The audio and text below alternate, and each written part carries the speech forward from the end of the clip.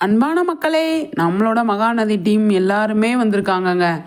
அண்டா காக்கசத்துக்கு வந்து 4 அதாவது 3 பேருமே வந்திருக்காங்க.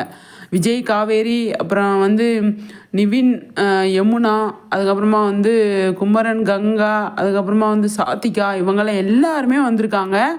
செம்மையா வந்து ஃபன் பண்ணியிருக்காங்க அப்படிங்கிறது தான். கிட்டத்தட்ட ஒரு 3 வரை ஷூட்டிங் ஸ்பாட்லேருந்து ஷூட்டிங் நிறைய நடந்திருக்கு. அது முடிச்சுட்டு இன்னைக்கு அதிகாலையில் மகாநதி ஷூட்டுக்கு வந்துட்டாங்க. மகாநதியில் வந்து காலையில் லொக்கேஷன் வச்சு எடுக்கிறாங்க போல்.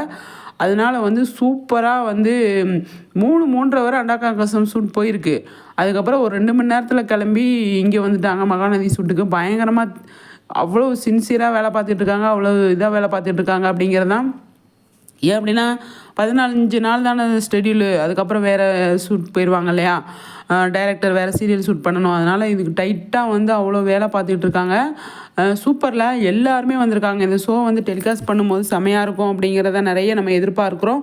கண்டிப்பாக அது நடக்கிறதுக்கு நிறைய சான்ஸ் இருக்குது. ஆனால் அதில் வந்து சாதிகா நல்லா ஃபன் பண்ணுவாங்க. நம்ம விஜய் சூப்பராக கலக்கிறார். நம்மளோட நிவின் பயங்கரமாக வந்து ஃபன் பண்ணுறாரு அப்படிங்கிறதுல எந்த ஒரு டவுட்டுமே கிடையாது. எல்லாருமே சூப்பராக வந்து நல்லா செம்மையாக வந்து பண்ணுறாங்க அப்படிங்கிறது தான். அதை பார்க்கும்போது செம்மையாக இருக்குது. அது வந்து நிஜமாகவே இந்த மகாநதி டீமில் வந்து முக்கியமாக இது வந்து நம்ம எல்லாருமே தெரிஞ்சிக்க வேண்டிய விஷயம் அப்படின்னு தான் சொல்லணும். அந்தளவுக்கு வந்து செம்மையாக வந்து பண்ணுறாங்க அப்படிங்கிறது தான். எல்லாருமே சகல பாய்ஸாக இருக்கட்டும், கேர்ள்ஸாக இருக்கட்டும், எல்லாருமே வந்து கலக்கிறாங்க இல்லையா. என்ன மக்களே சொல்கிறீங்க?